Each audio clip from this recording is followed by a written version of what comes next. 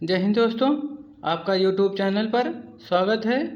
MKY Hindi short hand पर dictation शुरू होगी 5 सेकेंड बाद। देश में वायु प्रदूषण की तरह तेज आवाज का शोर भी गंभीर समस्या बन गया है। महानगरों से लेकर छोटे कस्बे तक ध्वनि प्रदूषण की जद में है।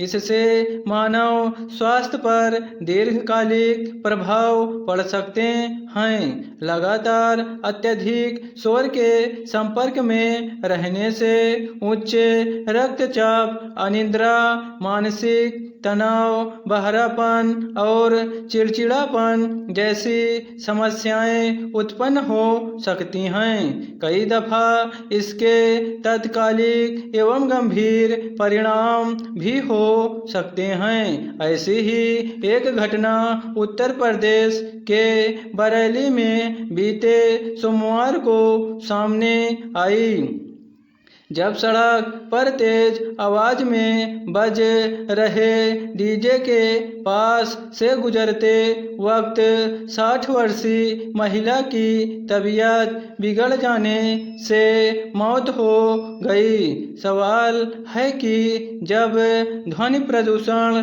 पर रोक लगाने के लिए कानून में सख्त प्रावधान है, तो फिर सार्वजनिक स्थलों पर बहुत तेज आवाज में डीजे बजने या लाउड स्पीकर के इस्तेमाल की अनुमति क्यों और कैसे दी जाती है? अगर कोई नियमों का उल्लंघन करता है तो उसके खिलाफ कार्रवाई करने की जरूरत क्यों महसूस नहीं की जाती?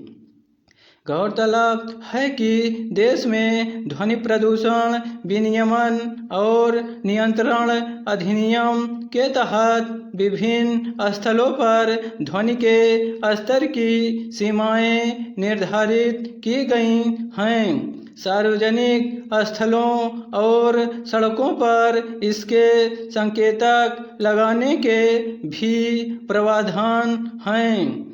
कई जगह सड़कों के आसपास के रिहायशी इलाकों को आधिकारिक तौर पर वाहनों के लिए ध्वनि निषेध क्षेत्र घोषित किया गया है।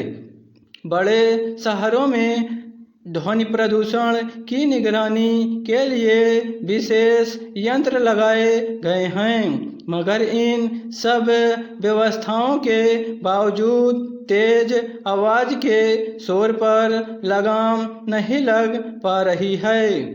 जाहिर है कि इसके लिए संबंधित महकमों की लापरवाही ही जिम्मेदार है। धार्मिक स्थलों पर लाउड स्पीकर के इस्तेमाल को तो बड़ा मुद्दा बना दिया जाता है, लेकिन ऐसी ही गंभीरता सड़कों पर होने वाले ध्वनि प्रदूषण पर रोक लगाने में नजर नहीं आती है।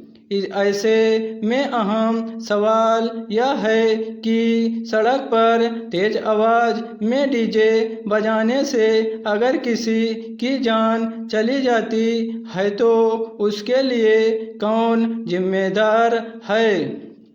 शासन प्रशासन को इस पर गंभीरता से गौर करना चाहिए कि सिर्फ कागजों में कानून बना देने से कुछ नहीं होता। व्यवस्था में सुधार तभी हो पाता है जब उसे सख्ती से लागू किया जाए। स्टॉप।